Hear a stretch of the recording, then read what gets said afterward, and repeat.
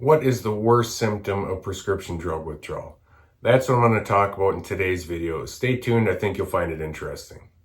Who are you living for? What are they asking for?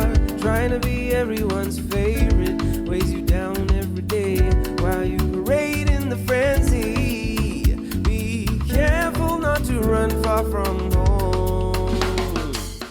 Hello there everyone and welcome back to The Lovely Grind. My name is Michael Preby and my website's lovelygrind.com. That's where you can request more information about working with me in one-on-one coaching. It's where you can register for my online courses. I have 2 of those there. And that's also where you can sign up for my Support and Success monthly membership area and find a lot of useful blog posts. So I hope you'll check out lovelygrind.com, and I'm glad you're checking out my YouTube channel in today's video, which is going to ask the question, what is the worst symptom of prescription drug withdrawal? And that's going to be an interesting question, one that's a little difficult to answer, but maybe you each have your own answer for it. I'm going to walk through a few of the ideas I have about that and talk a little bit about what I went through and how I would answer that question. And just to recap my story, I was on Paxil and SSRI and Xanax, benzo medication, for more than a dozen years. I went on those in college because of anxiety and panic, and I stayed on them all the way up until my mid-30s when I made the decision to get off meds. And it was a difficult withdrawal experience, one that I was surprised by in many respects, but the decision to get off those meds is one I never regret, because I was able to work through a healing process, even though in my case it was a bit protracted. I was able to find measures of healing and what I think is a better way of living. And I'm here to share some tips, encouragement, and obviously evidence of healing with all of you through these videos. So thanks for tuning in. And the question for today again, what is the worst withdrawal symptom? Well, let me preface this whole line of thinking, this whole discussion first by saying this. This answer can be different for everyone. And it's really impossible to rank what is the most difficult symptom. And in fact, when we're experiencing a symptom and we think it's the worst symptom, that symptom might disappear to be replaced by another. And then at that time, we think the next one is the hardest symptom because that's what we're dealing with at the time. So there's a bit of distortion and subjectivity that can come into play there. And certainly this process is individual in a lot of respects, and people might come off the same drug, but experience a somewhat different cluster of symptoms or more intensity in something than their neighbor and so forth. So in some respects, really hard to answer this question, but I'll talk a bit about what I experienced, I guess. And my symptoms ran the gamut, as they do for many people: physical, mental, emotional, and even spiritual symptoms. Everything from nerve pains, digestive problems, migraine-like headaches, strange sensations in my brain and skull, insomnia, heightened anxiety, morning dread, a lot of looping, ruminating, intrusive type thoughts, distortions of perception and time, logic problems, brain fog. And I know I'm forgetting a whole bunch of stuff. If I was to sit down and list them, there'd be a whole lot more. But my point here is that I didn't just have one type of symptom or the other. It was a bit of everything. And sometimes some were more pronounced. And in some respects, I think that the symptoms for me changed as far as what was the most prominent or difficult as I went through 2 slightly different withdrawal periods. When I came off first the Paxil, and that was nearly cold turkey, in addition to the near total insomnia and flat out flu-like physical sickness that persisted, the most troubling symptom for me at that time, for many, many months, I would say nearly a year in my case, was just a deep, dark dread, depression, flatness, anhedonia, a very disturbing sensation. And I would actually put that, I guess, at number 2 on my most difficult symptoms list. Would just be that deep, dark depression and flatness that was with me when coming off the Paxil. And perhaps there's the immediacy bias there, and I list what's coming up as the most difficult symptom for me because I came off the Xanax next and it was, more recent in my timeline history here. But at the time, it was that flatness and darkness, dread, just lack of being able to get excited about anything, take pleasure in anything, hold on to a positive thought, just that darkness and flatness. It was as if my capacity for feeling good emotions or holding good thoughts or feeling enthusiasm had just been eroded totally by these drugs and what they'd done to my neurochemical systems and what they'd done to my spirit and soul as I went through this disturbing process. Because to deal with symptoms like that for one day would be difficult. To deal with it for a week, a challenge. A month, that's tough.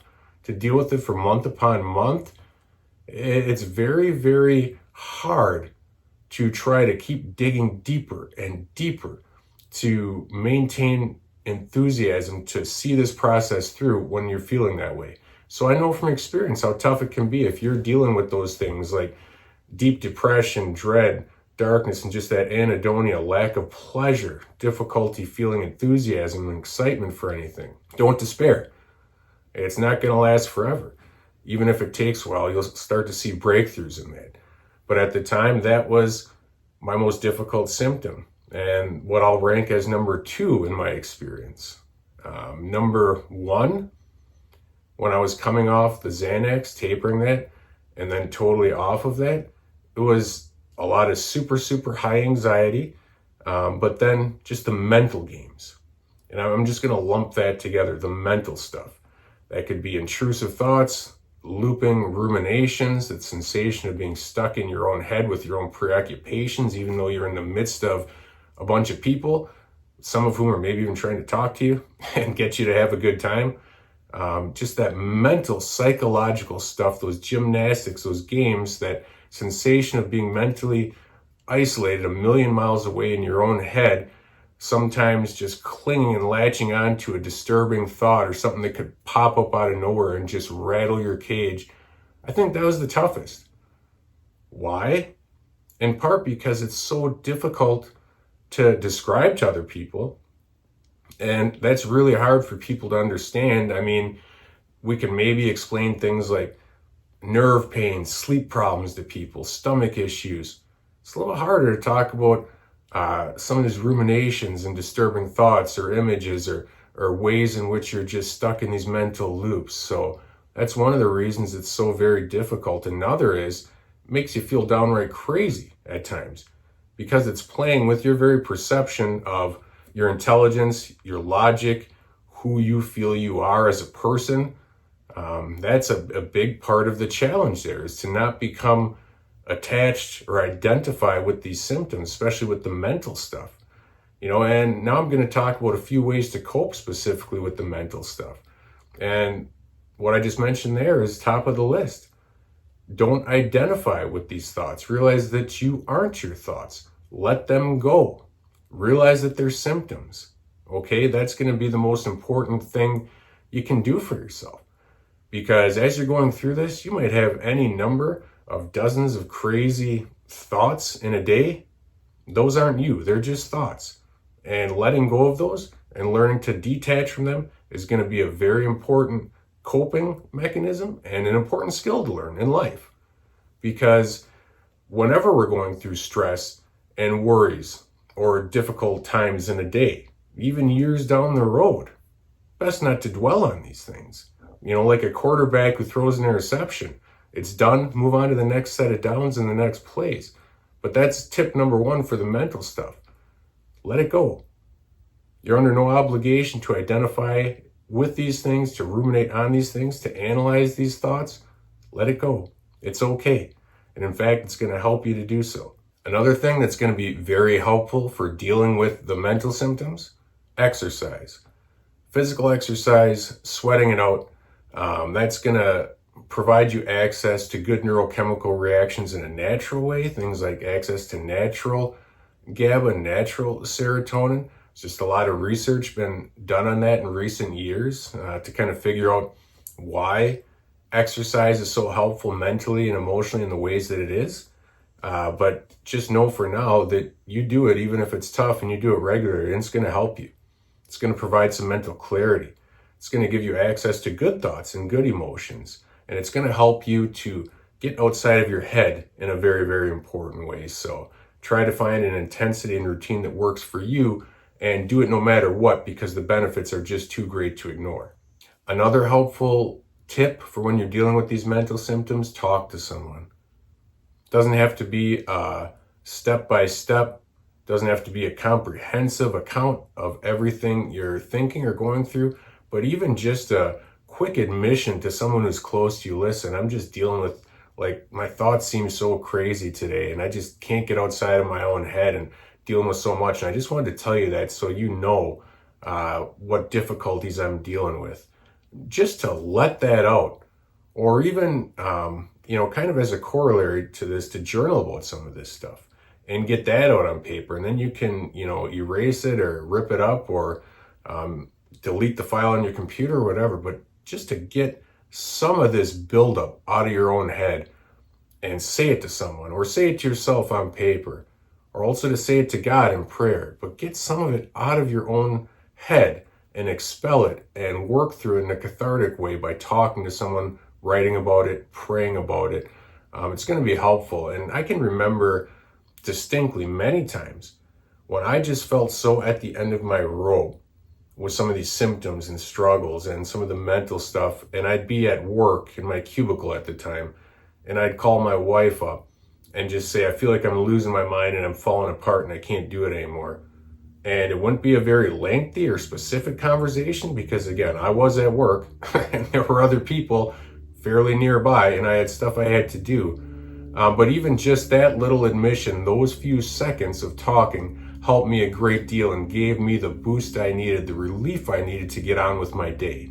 Finally, recognize that these symptoms, these mental symptoms, just like other symptoms, are actually a part of a beneficial process that's going on. And as counterintuitive as it might seem sometimes, the mental symptoms are actually making you mentally stronger.